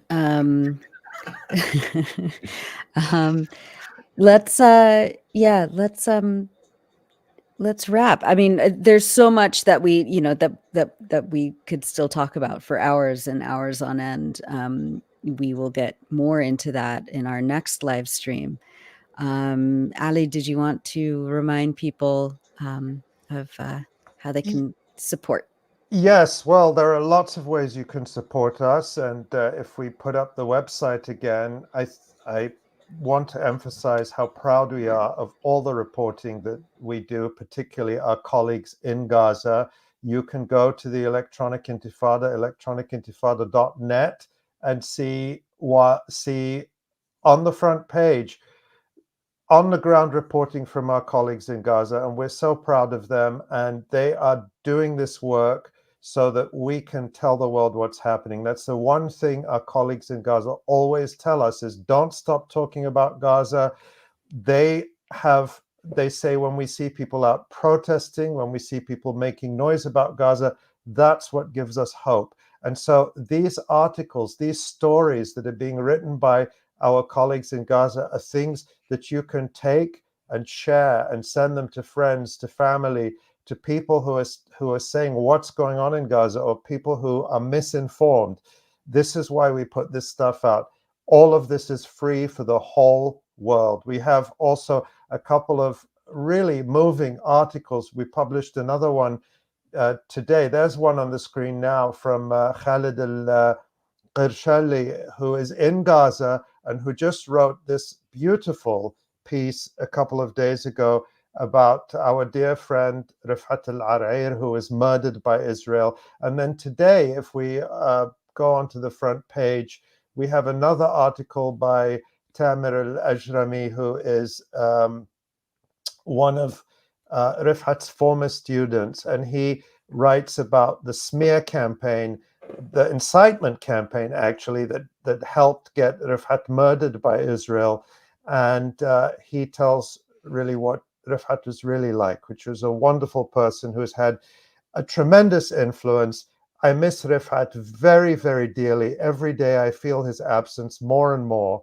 And so we're very proud of all the work we're publishing in his memory and reporting from Gaza. And many of the reporters who are writing from Gaza were 𝐓𝐻 students. And that is just a reminder of what an enormous influence he had and what an enormous gift he was. And then if you go back to the front page, Tamara, just there at the top left, get updates. Sign up there for our email list. You get an email a day with all our headlines and links to our stories. And then if you can, make a donation. We know not everyone can make a donation, so if you can't, if it's going to create hardship for you, don't. But if you have the ability, please do, because this is how we fund our work. And right now, just a reminder that this month we have these wonderful angels, a group of people who have come together and are matching every donation dollar for dollar until the end of the year, until we hit our goal. So please, those are the ways you can support us. Read, share, sign up for the email list. Of course, the YouTube channel, make sure you like this video and you subscribe to the channel, because as you all know, that helps the YouTube algorithm to make this material more prominent. It helps us fight the censorship. And above all, thank you to all of our friends and viewers, new and old, for the support you give us and keep us going. That's what keeps us a strong voice, making sure that the eyes of the world remain on our friends, our loved ones, our people in Gaza right now, and of course, all over Palestine. Exactly. Thank you, Ali. Thank you, Tamara Nassar, behind the scenes, as always, for your brilliant production and just nimbleness and everything else you do. Thank you, Tamara. John, Asa, and Ali, thank you. And we will be back on Friday. So mark your calendars. Because of all the holidays, we are switching up our usual schedule. So we'll be back with another live stream on Friday. Go to electronicintifada.net. Sign up to our email list. As Ali said, you'll be notified of our live streams. You can also sign up on our YouTube channel to subscribe and get notified as well. So thank you all so much. Please keep safe, and we'll see you next time. Thank you. Sorry.